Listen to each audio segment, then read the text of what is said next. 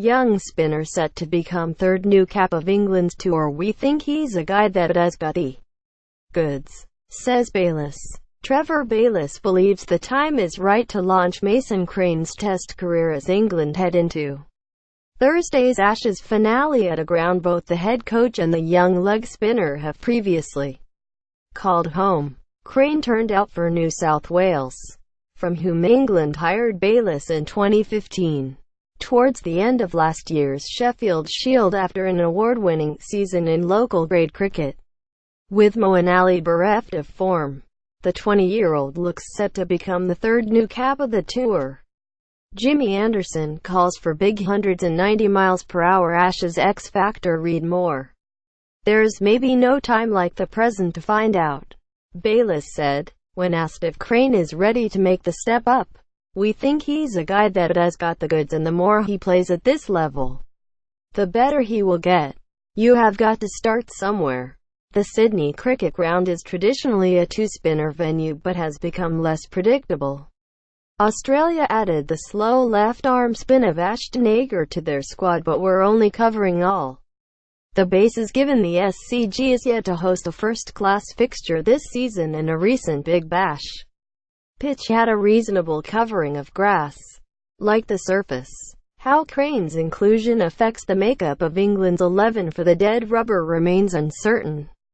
A straight swap for Moeen would move Chris Woakes up to number 7 and see the tail lengthened, thus creating something of a headache. More local knowledge will be at hand, at least, with the former Australia international Stuart MacGill joining England's setup this week. It was MacGill, a leg spinner with 208 Test wickets, who mentored Crane during his time at the Sydney club Gordon last winter, when he went on to win the Bill O'Reilly Medal for the first grades player of the season with 45 victims from 11 games, including back-to-back 7-wicket hauls.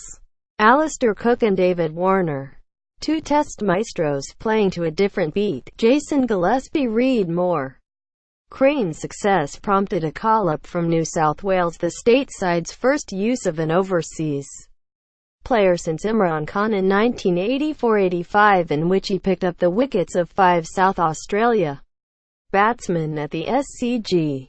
Given a first-class career that but has seen Crane's wickets come at 43 runs apiece in Hampshire overlook him at the start of last season due to conditions, Bayliss is clearly hoping such local experiences and the influence of MacGill come to the fore, as well as the youngster's fiercely competitive character. Having already handed new caps to Craig Overton and Tom Curran this series, the latter could make way in Sydney if conditions earn Moeen an unlikely reprieve. Bayliss is also keen for more youth to be injected generally, with the squad for the tour of New Zealand in March being selected over the coming weeks.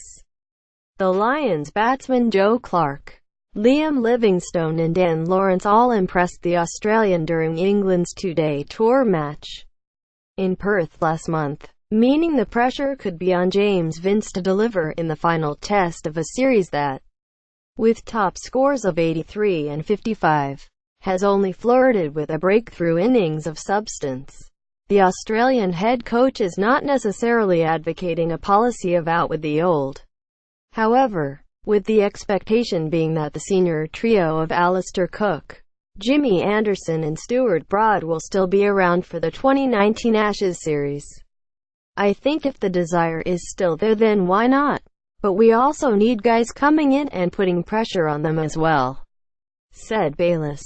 Moeen, for all the problems this series that have seen an average 19 with the bat and 135 with the ball, will also remain in the plans for New Zealand and beyond. Bayliss added, like any player, you go throughout highs and lows. At the moment, the number of runs and wickets makes it one of his lows. But Mo is a free spirit, and 1 or 2 shots or wickets and he will be off and running again.